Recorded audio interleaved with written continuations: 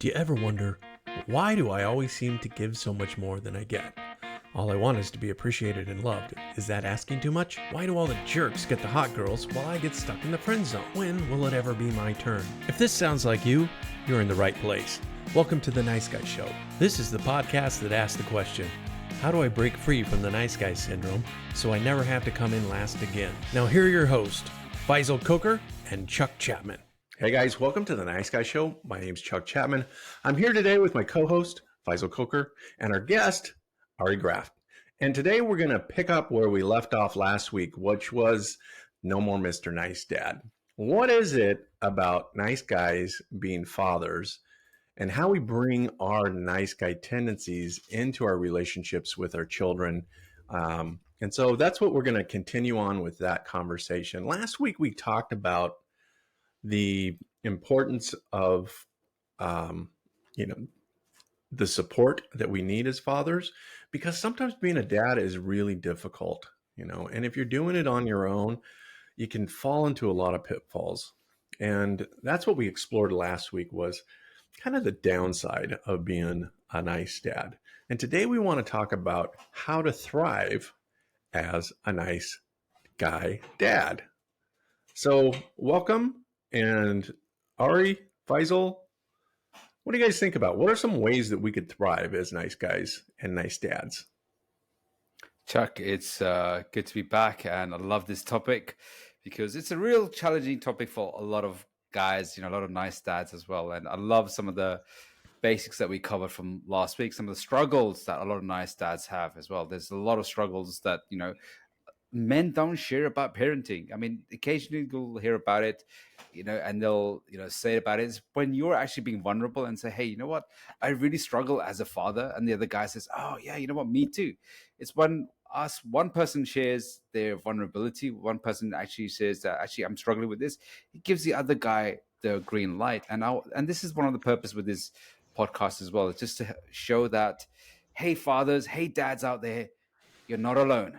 You are not alone when it comes to parenting, especially as a recovering nicer guy as well. So it's great to have Ari on here as well. He's a clinical psychologist and also a father.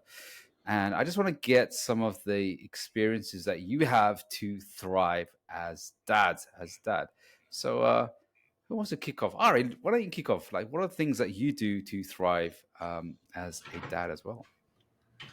Yeah, well, I'll tell you, I think in the pandemic, this is one of the traps I fell into was, I was home a lot with my son, and it was just me and him, and I was using the TV or screens, YouTube in particular, as a babysitter while I got work done.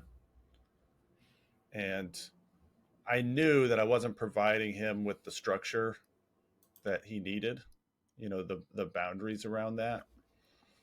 So that's something that I've really worked on. And just like I work on my own habits, my own structure, I've been doing that with him. And actually, Faisal really helped me with that.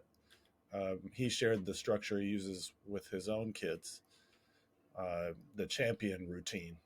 And let me tell you, this was a game changer for me, something that I adapted for my son. And I put it, we have a blackboard wall in the kitchen. So I put it on the blackboard wall, and I wrote out the morning routine, the evening routine, and having that visual was really helpful for both of us. He can see it. He knows what to do. And I can see it. So it was that consistent reminder. But yeah, I taught him to practice meditation. I taught him gratitude. I taught him to look at his wins. He's got a structure for when to do homework, for when to brush his teeth. So all of these things that some of which are basics of parenting, others are more higher level skills. So creating that daily routine, key for parents and key for your children. I love that. I'm happy to share this. Yeah. Yeah, I think it's really important because what kids need is a container, right? And that's part of what the masculine energy does, is we create a container that holds people. And when we hold our children in the feminine, what it does is it creates a sense of safety for them. If I don't know what's going on, if I don't know how to disperse this child energy that I have in a productive way, then it's going to come out and probably be a little bit more destructive. I know that one of the things that I struggle with as a father is being present with my kids when I'm with my kids. I have this weird thing that goes on. I don't know if you guys can relate to this, but when my daughter's gone, I miss her. And I'm like, I wish she was here. And then she comes back and I'm like, when are you going back? Like there's this sense of like when she's gone, I miss her, but when she's here, I feel this sense of frustration because now she's crowding into my world. But when I step back and I get present and just engage with her, that's when we enjoy the time together. So I don't know if you guys struggle with that. That's one of the things I struggle with is presence. And I've really had to work on that myself of being with her and staying in the moment with her, which I think is again kind of that practice of meditation, which helps you, stay in the moment. That's such an important way that I've learned to thrive as a dad is to work really diligently on myself and when I'm with her to be with her. I can so relate to that one. I'm glad you said that one because it's something that, I think a lot of dads do experience this. When I talk to guys, they say, well, you know what, when she's there. So it's like this frustration comes over me when I'm with my kids because I feel like there's so much I should be doing. I should be working on my mission, I should be working on something. And when the kids are not there, I'm thinking, I've got that space to think about it. And, I should, and you know what, I can be more present. So it's like this, I get this emotional charge when the kids are there. And I guess some of it is primal, a lot of programming, as 100,000 years ago, guys weren't really spending time parenting. They were out for 8-9 hours going out hunting. And I remember I was at a wedding and all the dads were congregated and we were talking about dads and parenting and the struggles. And it was like the school holidays and they're going, we hate this period. I just hate it. I've got to do the parenting stuff. I'd just rather be out doing the stuff I enjoy. Because when the kids are really small, they really struggle. When the kids are like, hey, we can shoot, ball together or something, or go cycling, something that guys can relate to. But when when they're really young, I think this is where I saw the fathers really struggle with was like doing all the googly cute stuff. I don't know. What about you, Ari? Well, I was just thinking when Chuck was talking about being present, it's when you do spend time with your child, make it intentional. Like there's the kind of junk food time. You could just be watching TV together, or be on. I could be on my phone while he's watching TV. You're not really interacting and connecting.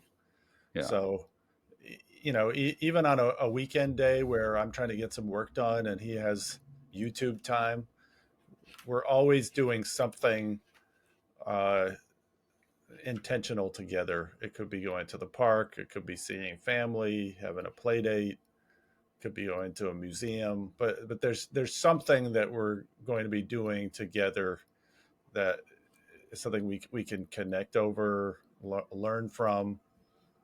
So I always do something like that. It could be donuts, but even that's one of our rituals is we go out for donuts and then we take a picture. I love that. That's so cool. It's fun as well. This is what the kids will remember, right? So I know we've all done like a top 5 things that we would do to really thrive as dads. So let's go through some of those stuff as well. So number one, the thing I've got as number one to recover as a nice dad is get off your ass, don't be lazy. One of the things I learned when I became a single dad was there is so much to do. There's so much chores and everything to do, and you haven't got time to be lazy. And one of the things I do want to make sure I teach my kids is because kids learn by example, and I always say to them, "You'll never see me being lazy. because that's what I want to instill in them. You'll never see me being lazy. I'm always on it, but I always spend time to relax too. Maybe you need a bit more time for that, but you'll never see me be lazy. Around the house, I'm always on it. And I said, look, if you catch me being lazy, call it out. And I said, I want the same standard in this house as well. So that's my number one. What's yours, Chuck? What I talk a lot about with my clients, with myself, and something I'm continuously focusing on because I think it's the foundation of all relationships, and that is love your fucking self. Love yourself first, all right? Yes. Make sure your needs are being taken care of, because so much energy goes into raising our kids and being in a family, and as men we're constantly giving, and so we have to also be receiving. And the way we receive that is by loving ourselves, doing good things for ourselves, taking good care of ourselves.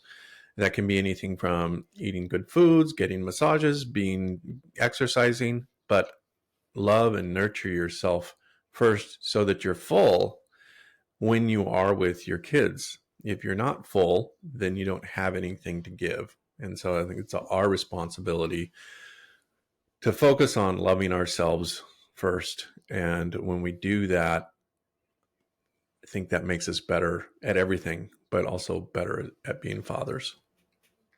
Ari, what about you? What do you got? Totally. I love that one. Thanks.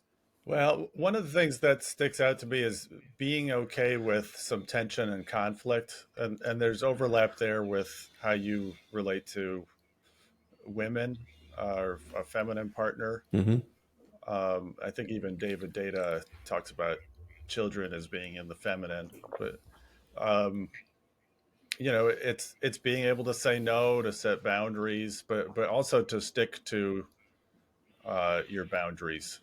It's not as simple as just setting a boundary and being able to tolerate their upset, their tears, their frustration. You can still listen to it, but it's not necessarily going to just resolve easily. There might be times of continued tension, and being okay with that. I think nice guys have a hard time with that. Certainly, I do. So that's something that I have to consciously practice. That's it. I love this one because that's something I've noticed I've really struggled with. It was, when you set a boundary and they protest, there's a lot of pushback and a lot of tears, and especially when they get older as well, they're like, no, and there's a lot of like constant at you. They're constantly at you, and it's that ability to tolerate that tension and then just hold your ground. Hold your ground, hold your ground, hold your ground, hold your ground, hold your ground. And they'll give you every single excuse or every single argument to sway you off. And that in the past has caught me. And I see a lot of dads really get caught up with that. A lot of parents get caught out with that one. So I love that one. All right, let's look at number two. Chuck, what's yours number two? Well, it segues really well. Faisal's all about lists. Yeah. What was that, Chuck? Ari? Faisal is all about lists. Yeah. It doesn't have I a love structure. structure of the masculine right there. So, sorry. No, go on. Carry on. Okay. So my number two segues really well into what both of you guys were saying, which is, again, it was like setting boundaries. That the masculine is a container, and the container, it creates boundaries. So whether it's with the feminine, and I think that children have feminine energy. Even if they're boys, there's a lot of feminine energy in there. And so part of our role as fathers is to be able to contain and hold that space and hold that tension. And as nice guys, we hate tension. We try to kill the tension. And whenever we kill the tension, we're killing the opportunity for connection and for attachment. So when you're able to hold that tension with them, while it's really frustrating, you're also actually helping them feel safe. The kids need to know where the boundaries are, because if they don't know, then they're not going to feel safe. They're not going to feel loved. They're not going to feel cared for. And it kind of goes against the nice guy tendency of wanting to make everybody happy, but you have to be willing to make your children upset when it comes to making sure that they're doing the things that they need to do. And then you being able to hold that tension, like Ari was saying, when they're upset. Yeah. So that would be my number 2. You know, that What reminds me about of when Dr. Glover, he says, love your kids enough for them to hate you. You know, it's love your kids enough to hate you, because that's the thing is, you know, sometimes hard love is not going to be always pleasant. They're like, you know, Dad, I hate you. You know, you're the worst thing in the world. It's like, yeah, cool. It's just that expression, you know, because they're not getting their way. Mm-hmm. That's the thing. They're not getting their way, and they want it their way. I mean, of course, we all kids do. The feminine wants its way. It wants to flow, but it wants to push and see if those boundaries are proper, if it's real, if it's true. So speaking of list, which Ari loves my list, number 2 on my list is discipline. Discipline is the foundation for love and freedom. Now, this is something that I really struggle with, and I saw that without boundaries, without discipline, without routine, they are all over the place. So when my kids used to live with, my older son used to live with mom, and she had a lot more flexibility when it came to discipline. Whereas when they're at my house, you know, there's a certain bedtime, there's a certain, you know, phone restriction time. There are some certain principles that I have in the house. No matter who comes in, I have certain principles in the house, because those principles safeguard everybody else's mental and physical health. So if I have a partner, she comes over, again, the principles apply to that. And I say, look, these are here. This is an invitation. You don't have to follow these, but then you don't have to stay here. And that's the same thing to my kids. Look, if you don't like it here, and this is the safeguard, then you can go back to, you know, be with mom. Go on, out. You know, they're like, no, but we like it here. It's so, you know, here's something my son said to me. I wasn't expecting this.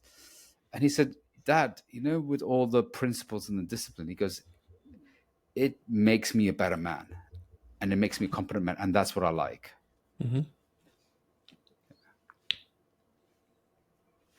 So Ari, what's your number 2?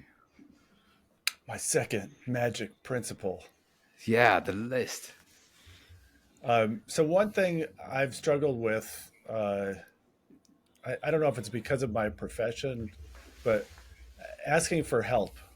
So I think I'm guilty of asking for help too much and being too ashamed to ask for help. You know, so like as a psychologist, I struggle with feeling like I'm supposed to know what to do. Like I used to, you know, I used to do evaluations with kids, like, and I had to give recommendations to parents. I felt like, well, I'm supposed to know everything. And so that can get in the way because I don't know everything. I don't know everything. And I have to ask for help. And so, sometimes it's like basic stuff or seemingly basic stuff. So the flip side of that is sometimes I need to actually trust my gut and do something, even if I'm not sure that it's correct, and maybe be imperfect. So that might have been 2 and 3. What? Did you just skip the queue? Did you just skip the list? I might have done that. Right, that's it. Yeah, you just What's broken gonna happen, the Daddy? nice guy. You just broken the podcast broke boundaries. the structure, man. Right, that's it. To your room, Ari. Back to your room now. Standards here at the Nice Guy Show. Exactly. Yeah.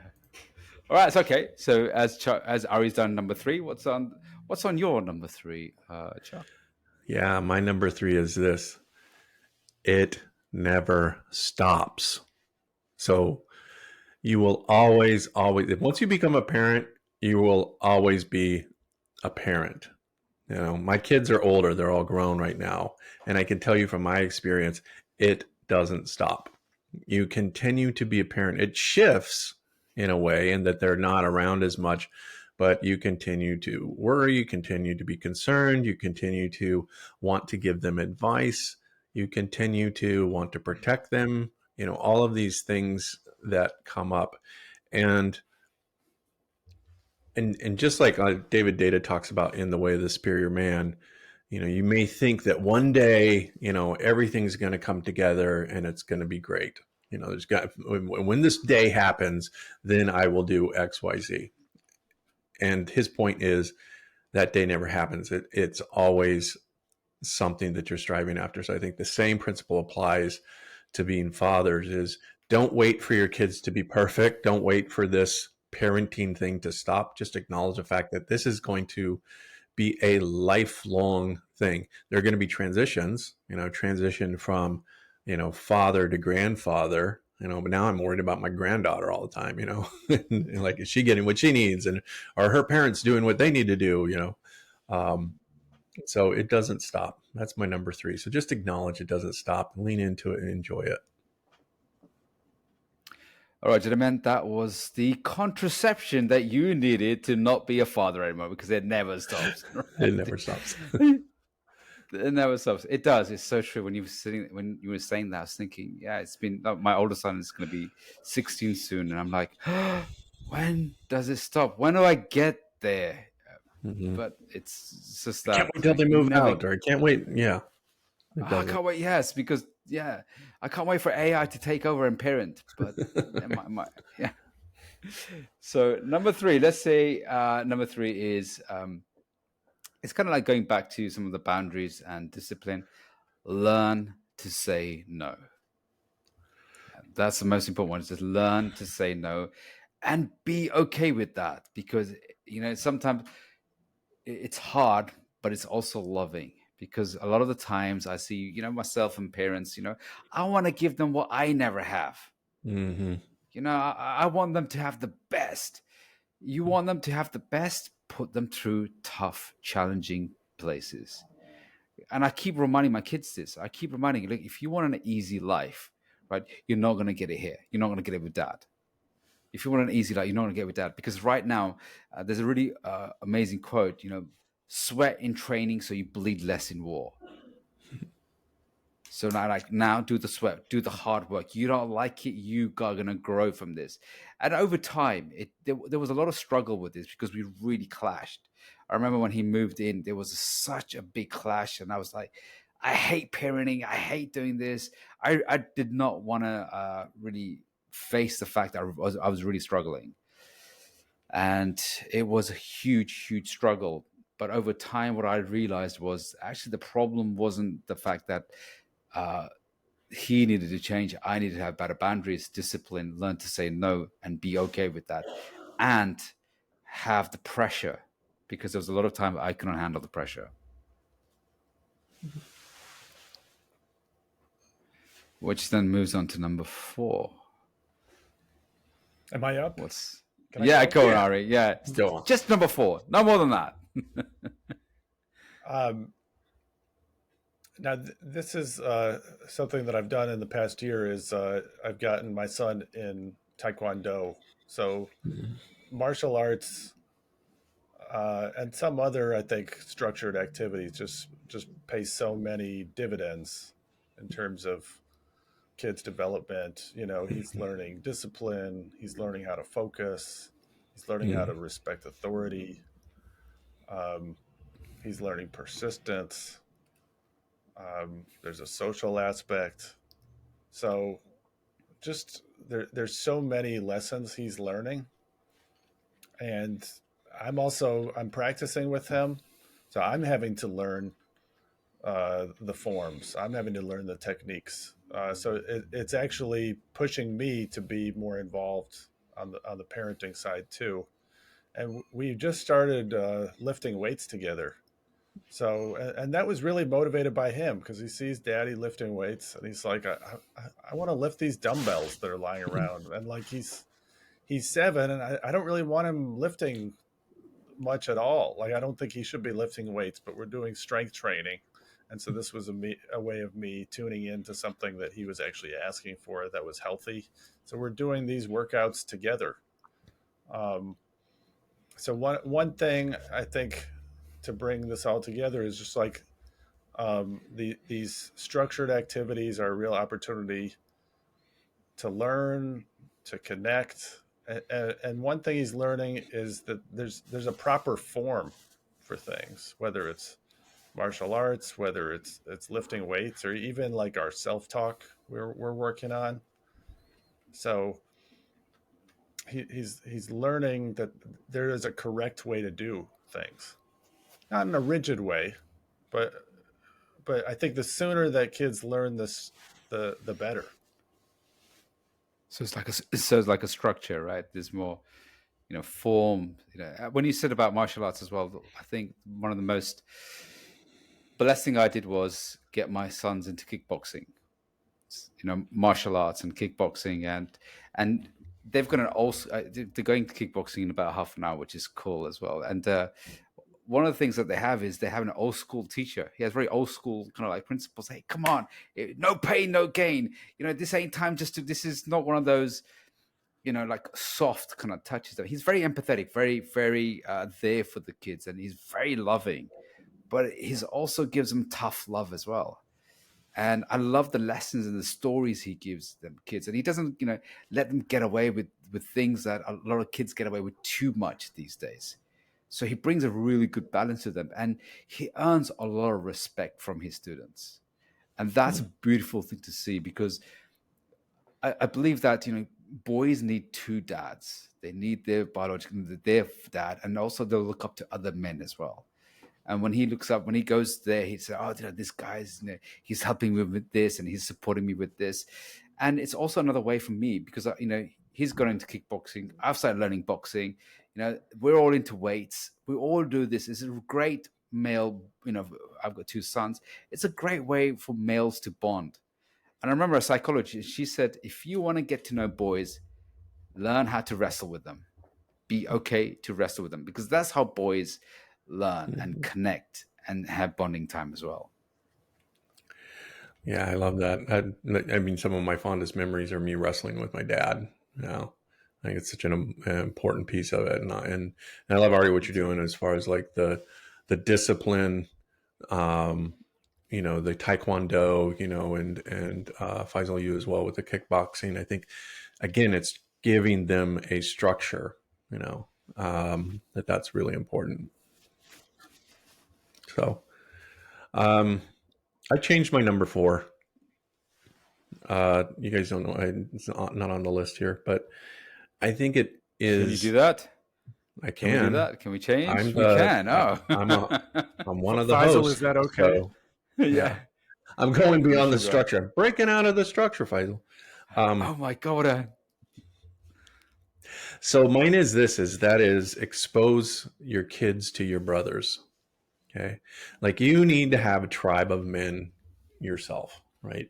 And that you bring your children into that tribe, because they need to see other men and healthy men and realize that this is the way of men. Right. So whether you have a daughter or a son, the daughter learns, okay, this is how the masculine treats the feminine. The son learns, this is what the masculine does. And Faisal, I know that you bring your son into your groups that you've done in the past, and I think that's just really great, because I know he appreciates that, because you're bringing him into your world, and then he also gets to see these other guys and where they're at and what they're struggling with, and kind of maybe even demystifying this idea that, oh, as a man I should have it all together. That he gets to see other guys struggle, he gets to see you be vulnerable with other men, and so as you are a nice guy in recovery, I think the number one thing we have to do is to create our own tribe, or be part of a tribe of healthy men. Is we need to bring our children into that, and expose them to those other men. I would even go as far to say, is when your son or daughter gets to a point of, teenager, that to bring them into sort of a rite of passage. I know in the Jewish culture, there's a rite of passage with the bar mitzvah and the bat mitzvah, but we don't have a culture that initiates, especially our boys, into the world of men, but daughters as well. That there's this initiation process, and I think that that's something that's been lost. Up until probably 200, 300 years ago, all cultures had some type of initiation process, and we've kind of lost that. So I think it's an important thing to do. I love that point, Chuck. I think that was such a powerful point as well. And actually, it was Dr. Glover's, a call in Integration Nation. Again, amazing community for guys to connect and hang out. IntegrationNation.net. Just check this out. All three of us are part of that. We're part of the founding coaches in there and trainers. And my sons, both of them, my younger son, he's now coming more into the group as well. And it's a great way for boys to see, other men, and kids to see dad as well. Because I remember with Dr. Glover, he says, as men ourselves, how we see our father is either he's really bad, he's in the gutter, right? He's a really bad man, or he's really amazing. So either we put him in the pedestal or we put him in the gutter. And this is kind of like the unhealed connection that we have with our father. So, like you said, there's no rite of passage. And I believe the discipline, the boundaries, the structure that we give our boys now is the rite of passage. I didn't have the rite of passage. I had a very feminine upbringing. I had a very absent dad, emotionally absent dad, not very strong dad. He was a nice guy himself. So now, by being in groups like this, by hanging around with you guys as well and being supported by you, I think that's one of the most powerful things dads can do, and then sons can do too. Ari, I'd love to take, what are your takes on this as well? Oh, absolutely. I think having your son see you vulnerable, see you leading.